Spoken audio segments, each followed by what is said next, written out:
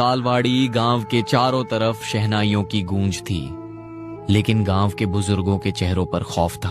कालवाड़ी के सबसे आलीशान बंगले में रमेश की शादी हो रही थी।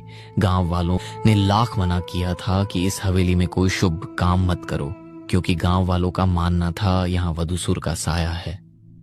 पर रमेश शहर से पढ़ा लिखा लड़का था, उसे इन बातों पर यकीन नहीं था। काका, आप लोग क्यों डर रहे हैं? पुराने जमाने की बातें भूल जाइए। आज मेरा सबसे खुशी का दिन है और मैं इसी हवेली में अपनी दुल्हन लेकर आऊंगा। बेटा, ये हवेली ईंट पत्थर की नहीं, नफरत की बनी है। वधूसुर को किसी और की डोली उठते देखना पसंद नहीं। यहाँ शादी मत करो, वरना अनर्थ हो जाएगा। रमेश ने हंसकर बात टाल दी। शादी धूमधाम से हुई, लेकिन अगली सुबह जब सूरज उगा तो कालवाड़ी गांव कांप उठा। उस आलीशान बंगले का दरवाजा खुला था और अंदर रमेश समेत उसके पूरे परिवार की लाशें बिछी हुई थीं। सबके गले पर लोहे के नाखूनों के निशान थे और दीवारों पर खून से लिखा था, मेरी डोली अधूरी तो तुम्हारी भी नहीं। ठीक 2 साल बाद कालवाड़ी का छोटा सा रेलवे स्टेशन। रात के गहरे अंधेरे में एक ट्रेन आकर रुकती है। दरवाजा खुलता है और एक एक करके 5 लोग नीचे उतरते हैं। रणवीर, उसकी मंगेतर मीणा, उसका दोस्त आरुष और उनके साथ 2 और, रिया मीणा की सहेली और विक्की कैमरामैन, जो इस पूरी ट्रिप को शूट कर रहा था। लो भाई, आखिर पहुंच ही गए कालवाड़ी।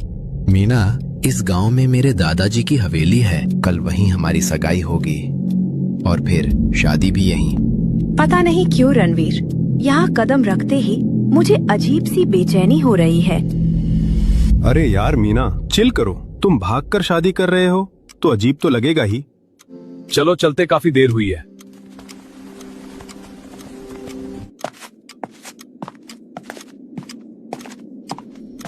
जैसे ही वे स्टेशन से बाहर निकले, एक लंबा चौड़ा लेकिन फटे कपड़ों में पागल सा दिखने वाला आदमी उनके सामने आकर खड़ा हो गया। उसकी आंखों में अजीब सी चमक थी। जा रहे हो? मौत के बुलावे पर जा रहे हो? वधूसुर 2 साल से भूखी है, आज फिर लाल जोड़ा पहनेगी किसी के खून से। मत जाओ उस हवेली में, वो बंगला नहीं कसाई खाना है।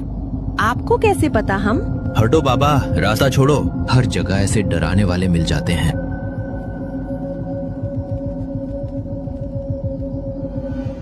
भैया, लाल हवेली चलोगे? रिक्शा वाला एकदम चुप। साहब, उस तरफ कोई नहीं जाता। क्यों, क्या दिक्कत है?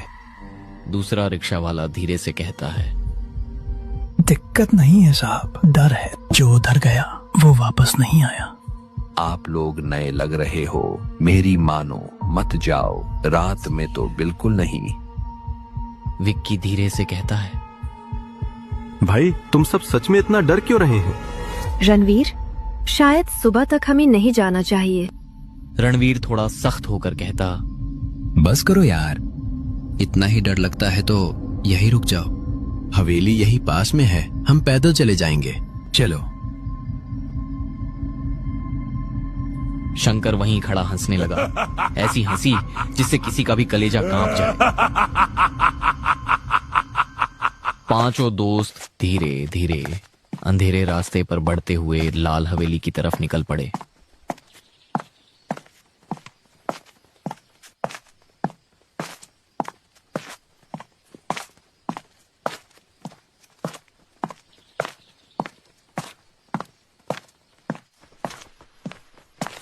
जैसे जैसे वो हवेली के करीब पहुंचते गए, हवा ठंडी होती गई और सन्नाटा गहराता गया।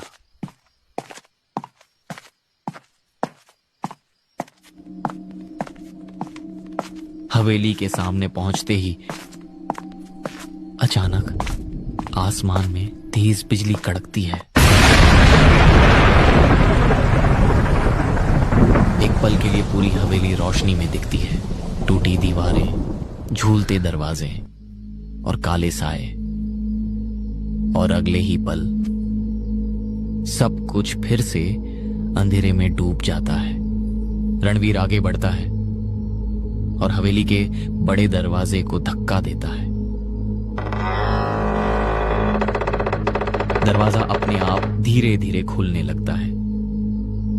अंदर से एक ठंडी हवा का झोंका बाहर आता है, जैसे किसी ने अंदर से सांस छोड़ी हो। यार, ये जगह नॉर्मल नहीं लग रही। अब आ ही गए हैं तो अंदर भी चलो। एक एक करके पांचों हवेली के अंदर कदम रखते हैं। मीणा घबरा कर कहती है, रणवीर, कुछ भी दिखाई नहीं दे रहा। रुको, मैं टॉर्च ऑन करता हूँ। मोबाइल की रोशनी जैसे ही आगे बढ़ती है, सब चौंक जाते हैं। हॉल बिल्कुल साफ था, ना धूल ना जाले, सब कुछ एकदम सजा हुआ। आरुष हैरानी से देखते हुए कहता है,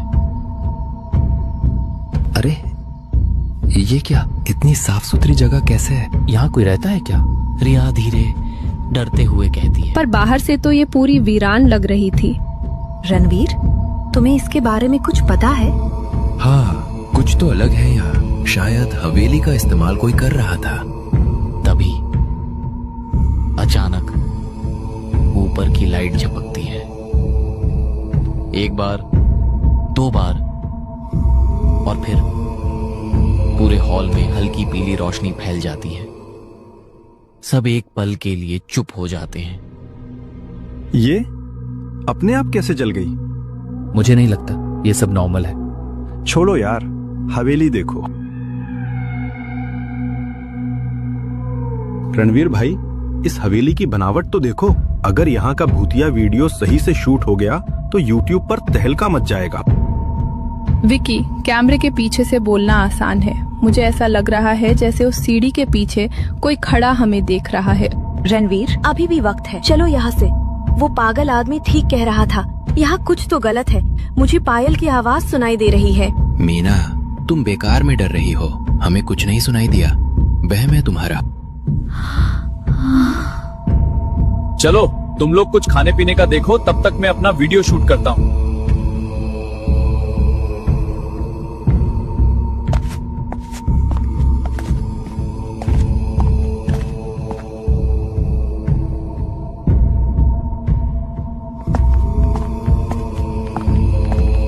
विक्की अपना कैमरा लेकर ऊपर वाले कमरे की ओर बढ़ा।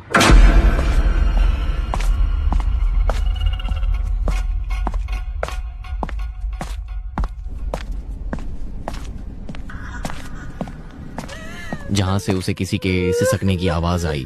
उसने कैमरा घुमाया तो देखा कि एक कोने में एक पुरानी दुल्हन की डोली रखी थी।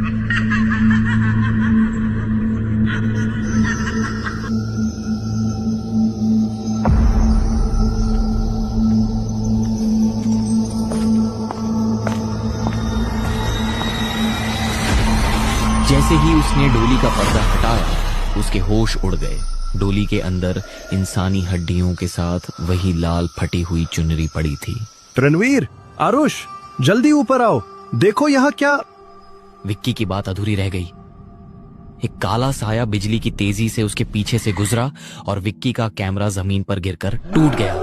हॉल में खड़े बाकी लोगों ने सिर्फ विक्की की एक दर्दनाक चीख सुनी।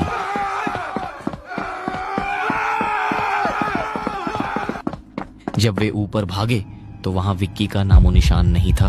सिर्फ फर्श पर खून से सनी वही लाल चुनरी पड़ी थी।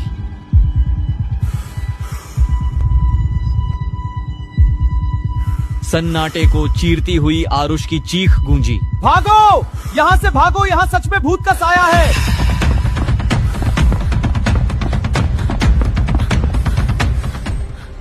हवेली की दीवारें अब कांपने लगी थी। अचानक हवेली के बीचों बीच रखा पुराना मंडप अपने आप जल उठा।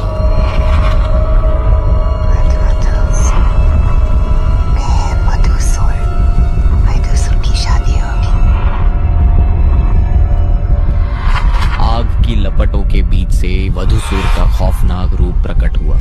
उसके एक हाथ में रमेश का वही पुराना सेहरा था और दूसरे हाथ में लोहे जैसे लंबे नाखून।